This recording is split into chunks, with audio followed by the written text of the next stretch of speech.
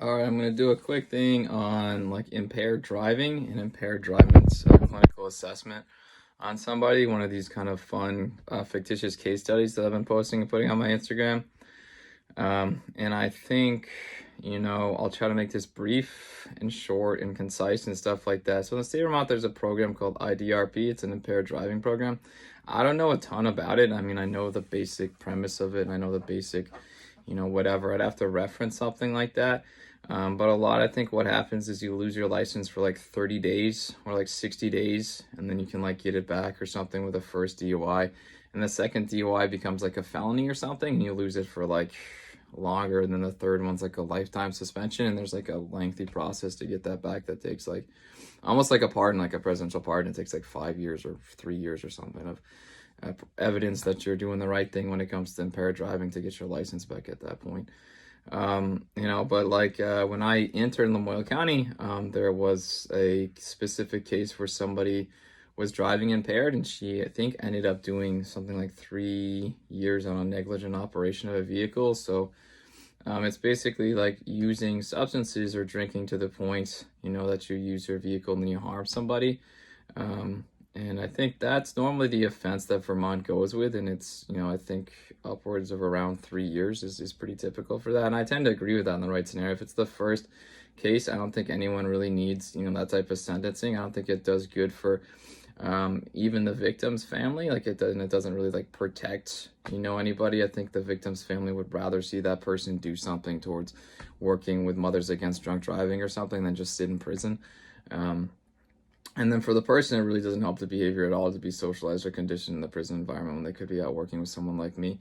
And in terms of public safety, if you remove their license or whatever, or you help them get substance use or alcohol treatment, it's not going to really help the public at all, in terms of, public safety. And then the big thing is deterrence with prosecuting offices. So prosecuting offices or judges have to come down and say, hey, listen, we'd like to make an example of this person so it doesn't have to happen again. There's plenty of cases of people that have gotten second, third chances or whatever when it comes to that type of impaired driving. But I think that specific case was an example that the state of Vermont tried to make. And I think that was the woman's first negligent operation of a vehicle or whatever, that person's. And she did, I think, was sentenced around 3 years when I was up in Lamoille County. But I mean, kind of, what I would do in that scenario is, I think I just said it, if it was the individual's, first stand, whatever, and they have that type of thing, then you could charge them with negligent operation. You could hold them on bail or whatever and get kind of like a 30-day hold for me to be able to set up some type of release to treatment. You could have, conditions of release saying that they have to go, to residential, and then have me kind of set up some programming after residential. And typically a lot of those programs are like overly restrictive or like, so it's like when you get your aftercare plan from someplace like Valley Vista, it's like a part-time job. And then if you're on supervision, you're working with your probation officer, and then your conditions of release limit your ability to be able to just, work. Like, I mean, those of us that work full time, it's like I get home sometimes and I can cook a stir fry, and then like I work out, and then like I'm like, I'm zonked out. Like, just working 40 hours a week is almost too much. So how are you supposed to work 40 hours a week? How are you supposed to, do your substance use treatment? How are you supposed to do your probation and parole risk or IDRP, as well as adhere to their conditions that limit your ability to do things like work and see your kids? And then how are you supposed to go to 7 meetings a week at the recovery house? Well, how you do that is you work with someone like me that's a reentry coordinator or a pretrial services coordinator or a, residential counselor, whatever, that kind of, works with the individual every day to help make all those pieces work together. That's what case management is. But what I'm saying is, typically, and this is something that I've been protesting, overly stringent conditions of release and inadequate case management lead to the individual reoffending or reusing sometimes as soon as a couple days after release from jail or prison. And statistics are not good. Recidivism is, I think, 50% in the state system on average in the first year someone will reoffend, which a lot of the times is a violation of a condition or a new charge.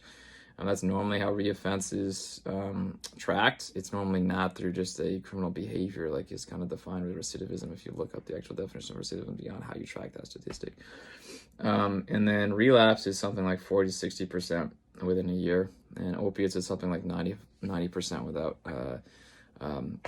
medically assisted treatment. And then medically assisted treatment is closer to kind of 40 to 60, like the kind of average of the other substances. But if you kind of like, reel it back in, what I'm saying is, like a 30-day kind of hold like the federal government does when you're looking for basically release into the community with a substance use issue is perfect. And something that I talk about in my third piece of writing is how ATF and DEA can use mental health protective custody holds or evaluations to get a decent, I'm working with the state of Vermont to try to get better at that because they're not used to, I don't think working or coordinating with a criminal justice effort or substance use effort. It's like, you have criminal justice, you have mental health, you have substance use, and you have people like me that try to bring those together. And it's not always easy. And then my third piece is largely that with harm reduction programming implemented, which probably wouldn't be state or federally sponsored, but something you could work with me to do. And then if it became problematic, I could talk to probation or talk to you. And normally I talk to people before I talk to probation or local law enforcement. But what happens is the DEA or the ATF can do a protective custody hold and get an actual mental health evaluation. You can either be ordered to be on some type of treatment, or they can come up with a treatment plan for you voluntarily.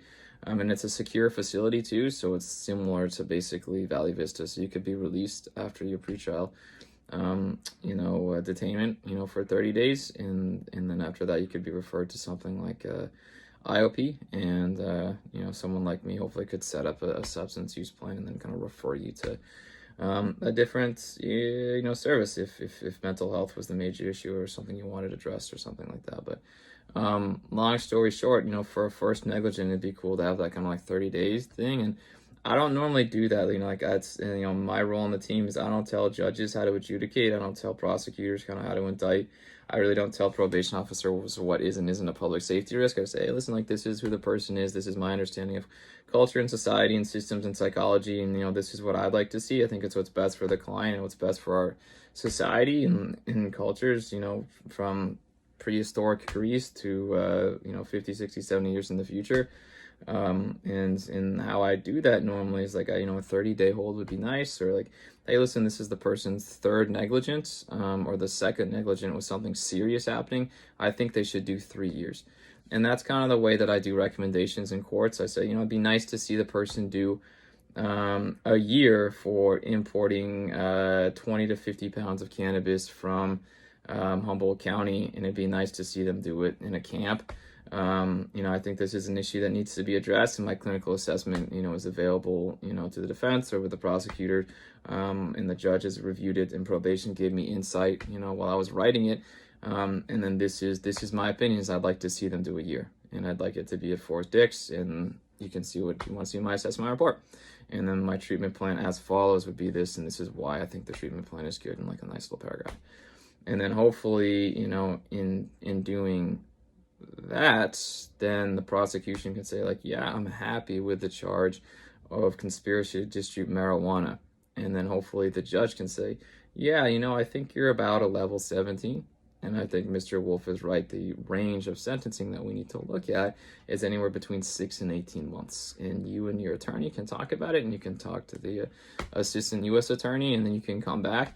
And okay, so you're pleading guilty to this offense. We have a range of 7 to 14 points. You're pleading guilty to conspiracy to distribute marijuana for 6 to 18 months. Mr. Wolf says he'd like to see a year, and he's adamant that if you do the right thing, with the Bureau of Prisons, you'll be out in something like 8 or 10 months, and you can be released to a halfway house in Massachusetts, or if you stay the year, he'll help you get an apartment with this and this.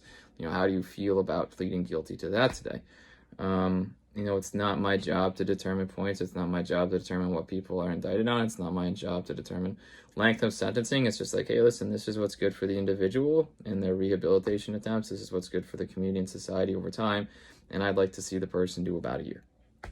And if you need me to reference the law and stuff like that, I can and I will.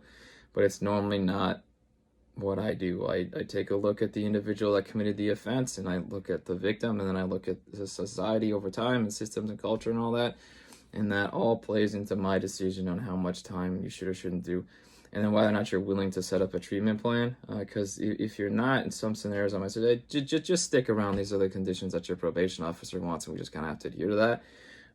Or if you fill out one of my questionnaires, I say, man, like I've been trying to work with you for a little while here in your prison unit or in your halfway house or whatever, and it just, and like, this is my experience with you. Like, I don't think this is gonna work, man. Unfortunately, at this point, we're at the point where you're gonna have to do a year, in or 3 years in medium high or a high, and you can talk to your attorney about what your prison's facility or whatever would be good for that. That's the questionnaire that I have to do, and it just helps me like get the person in the right place. And really it's just when you work with me, it's me saying like, hey, listen, like this is the problem that the state, this is the problem that the people are having with you, man, is you hurt people, and then you take a look at how to address that issue. So it's not me saying like this is your treatment plan, like your conditions of release. It's just saying like, hey, listen, man, like this is what we set up to help you get treatment or whatever. This is what we set up to help you live a better life, with basketball, with an education, with a small business loan and whatever.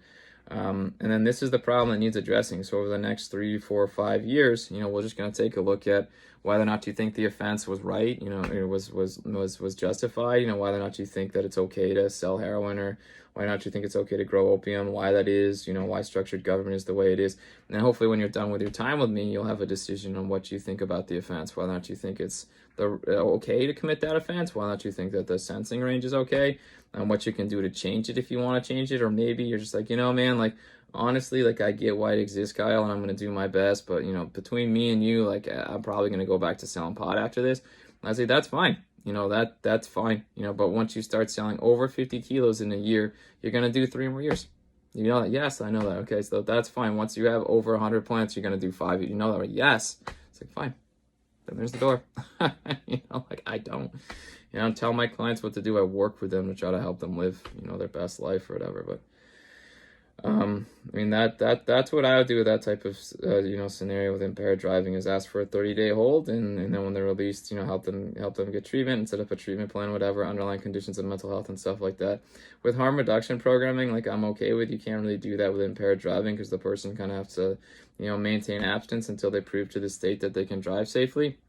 And I'm not rewriting the RDRPD program. It's just the way that it is. So it's having the person being okay walking to work and stuff like that, or calling, having that plan in place and stuff like that. And by the time they get a second or third negligent, then you have to do actual jail time to deter the future act of harming someone or something like that. But that's kind of how I would do that scenario. Like if you want to do a harm reduction program, or you want to drink or whatever, that's fine, but you need an apartment close to work. You need to be able to walk and get your groceries. You need to have your buddy to call that's going to pick you up from the bar, and if you don't, I'm not going to sign off on it. I mean, you're going to get prison time. Now I do the same thing in adult mental health. Like if you don't have a place where you feel safe and someone you can call when you're suicidal, I'm not going to sign off on you getting out of here without medication. If you don't have a plan to set up, to get through your mania cycle so you can feed yourself and stuff like that and your life doesn't suffer, like I'm not going to sign off on you getting out of here without medication. It's the same type of thing. Like if you don't have a plan in place, to drink safely and to walk home or to stuff like that, then I wouldn't sign off on that type of treatment plan. And then I wouldn't sign off on your release, or, your conditions being met, or your deferred sentence being deferred and stuff like that. And that's just, I'm not trying to like tell you what to do, but like this is the conversations that we have over time. And in some scenarios, you're just gonna have to like follow the plan, and I will talk if I want you in the community. But if you're basically not willing to set up a plan with me, or you see the plan differently, the treatment plan differently than I do, they're not conditions, and you don't agree with it, and I want you to stick around, you're gonna have to understand that probation is gonna be up your butt. So if you mess up, probation is gonna violate you, because like you didn't agree with the kind of the plan, and we didn't have time to really discuss it over 3 or 4 or 5 years. But that's kind of how I feel about impaired driving. And ultimately it comes down to, if you can't do it safely or whatever, you're going to get the lifetime suspension. And if you want to drive, if you want to kind of have that, whatever, like to me, ultimately it just comes down to knowing the consequences. So, like me as a father, it's basically like, okay, Delilah, so you knew that when you did this would happen, right? You knew that you didn't want to eat the vegetables, so you wouldn't get the, yes, I knew I wouldn't eat that. So, okay, so you don't get your entree, that already. So by the time my daughter's 15, she already knows. So if you drop out of school, yes, I know if I drop out of school, all right, then have fun dropping out of school. There's not much I can do at this point other than give you, 3 hots and a cut and tell you to keep your drugs in a backpack if we're at that point with our relationship. But that's kind of how I am. You know, if you know the consequences and you still want to, you know, break it, there's nothing I can really do, but I might ask you to kind of like stick around. That's just kind of how I am. Um, and then, yeah, so I mean, like, that's pretty much, you know, how I feel about negligence. The second or third one could result in up to 3 years. And then I would normally ask for like 30 days, you know, if it was a serious thing, for you to be housed. But I can kind of figure stuff out when it looks like how can you use substances safely. I can use controlled substances, you know, safely, when it comes to driving, or how can you set up an abstinence plan that you're okay with, and whether or not that abstinence plan is realistic. Because most of the time they want to see the abstinence plan because that's, you know, the best option. And a lot of the time it is the option that you should try to go with first, but for a lot of people it's just not realistic. And that is one of my things with harm reduction is I know how to set up harm reduction plans. I know how to set up harm reduction plans with co-occurring diagnoses, and I know how to work with somebody on supervision, you know, with harm reduction plans. Because what I see over and over again is the person basically spends a year on supervision, spends 3 years on supervision, gets off parties, and then they're back in jail. You know, it's like, well, if you learn how to drink on the weekends, if you learn controlled use while I'm still in your life, well, probation can step in if it becomes an issue, and you and the attorneys and the judge can help make a decision on what's best for the public and you, if it should come to it, because probation had to step in or I had to report something to the court. And normally I report to probation reports to court, you know.